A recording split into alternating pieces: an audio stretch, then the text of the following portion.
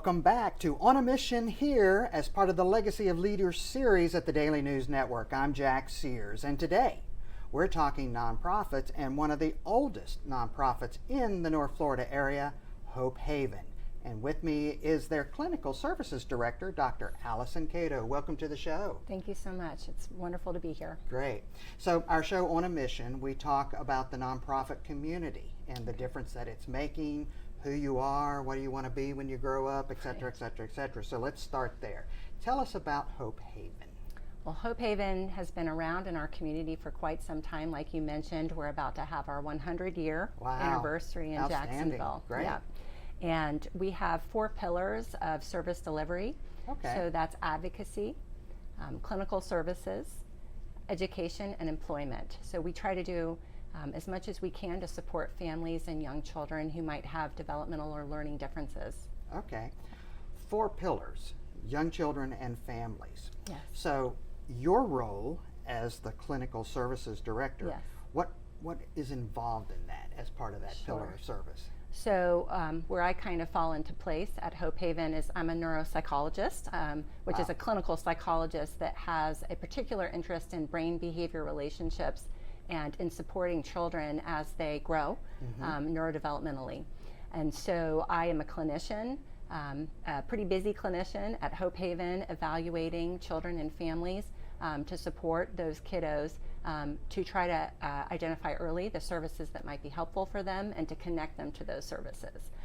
We also have mental health intervention, and so I'm director over those services, so that's kind of part of our clinical service delivery. And then we have advocacy at Hope Haven. I'm involved with that.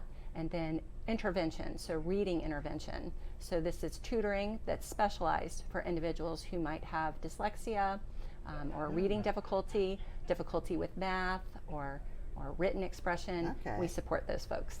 Wow. So the families that are engaging in your services, is there a cost associated with that? There is. Okay. And we have a different model than other places.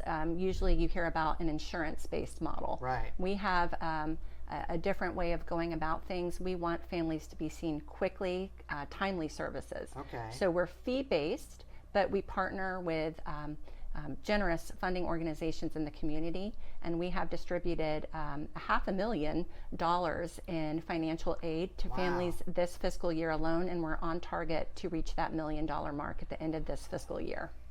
Wow. Yes. That's outstanding. So if someone who couldn't afford the services, could they be a candidate for that? Absolutely. So I'll give you the example of autism. Why do we want to identify an individual with autism early? The earlier that we identify, the earlier they're receiving services. Things like applied behavior analysis or ABA and so forth. So a family that's in need is not waiting for a year to be evaluated. We have a 3-week waiting period on average. And so families of any ability to pay are coming in and getting that timely evaluation. We have a brand new measure that we're very excited about called Early Point, which is FDA cleared. It's a diagnostic tool that takes 12 minutes. We don't use that in isolation at this time, but that's part of our process. Okay. Yeah. So what would be the youngest client, perhaps? Is that what you refer to That's as a what client? Youngest client, and then what would be the oldest client? So in the case of autism, 16 months. And the grant that we have right now and the funding is for 18 months and older, so 18 months to 36 months. But then I also personally serve up to mid-20s. So these are adults that may be struggling a little bit with that transition to the next step. Well, okay, we're finished with high school, or we're 22 and we're finished with schooling. What next? What are kind of connecting to employment, which is another branch of services that we have. That's outstanding. Well, listen, the name Hope Haven is very well known in North Florida, and given my background in the nonprofit sector, very familiar with what you guys are doing and the marvelous work that you're doing in our community. Thank you for that. Oh, yeah. Thank you. So if our audience wanted to connect with you, Yes.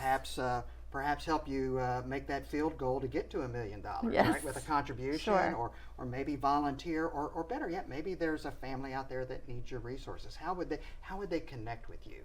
I think our website is great. It kind of lays out the services that we offer, and there are volunteer opportunities. And we do love hearing from organizations that are interested in donating. So www.hopehaven.org. It's hope-haven.org. Okay. And if families are needing services, they don't need a referral to come for mental health counseling or for advocacy, for reading intervention, or for evaluation. They just call 346-5100 and they're immediately connected to an intake specialist. Oh, that's outstanding. Yes. Well, listen, this has been a marvelous show to have you today to talk about your mission, and we appreciate what you're doing. So, Thank you. yeah. Thank you for having us. That's it, folks. That's the time we have here today on A Mission with Jack Sears at the Daily News Network.